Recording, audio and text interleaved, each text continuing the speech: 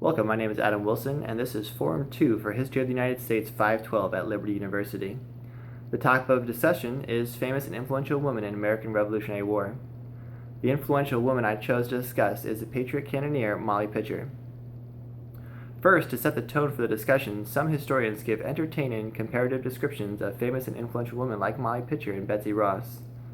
For example, in regards to Molly Pitcher, searching for the real Molly Pitcher, the fabled heroine of the American Revolutionary War, seems about as pointless as searching for Paul Bunyan and his blue ox babe.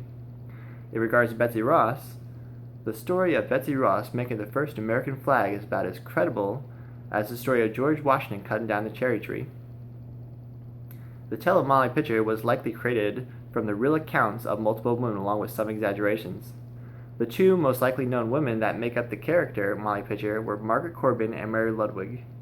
Both women's husbands served in the army, and both were wounded in the battle in their wives' presence. Stories tell of how Margaret and Mary stood in for their fallen husbands and fearlessly engaged the enemy.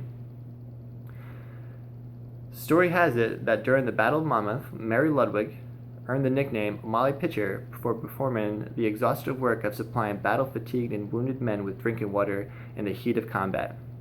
When her husband collapsed, Mary took his place at the cannon, performing skillfully and heroically. Like so many other patriots, tradition states that she received personal thanks from General George Washington. An eyewitness account from Private Joseph Plum Martin at the Battle of Monmouth wrote in his diary about a woman he observed firing a cannon. A woman whose husband belonged to the artillery and who was then attached to the piece in the engagement, attended with her husband at the piece for the whole time. Historians believe the woman Martin described was Mary Ludwig.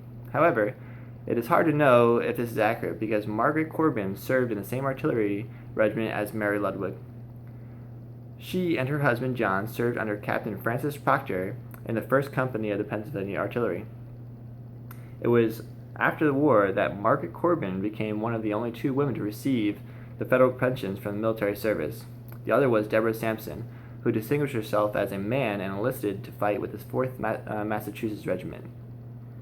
Similarly, in the article by Laurel Thatcher Ulrich, How Betsy Ross Became Famous, Ulrich makes it clear that many stories and perceived truths about early America are in fact exaggerated or made-up fables and myths, serving a greater purpose than to tell a historical accuracy.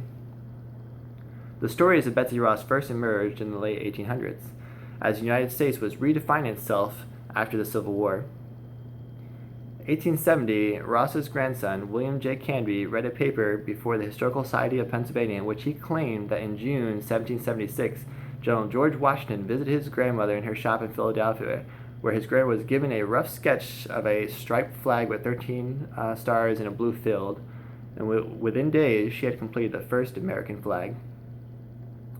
Knowing this flag does not exist and there is no evidence to prove or disprove the claim that Betsy Ross made the first flag, it really doesn't matter. Just like the accuracy of the story of Molly Pitcher, their influence and popularity would endure because of what they are associated with. The story of Betsy Ross endures because of her association with our most inclusive symbol of national identity, the flag. Much like the stories of Betsy Ross, the most famous woman from the Revolutionary War, stories of Molly Pitcher were not popularized for the purpose of historical accuracy, but to distill patriotism, nationalism, and a sense of that everyone has a role in the promise of freedom and natural rights for all mankind. Thank you. Until next time.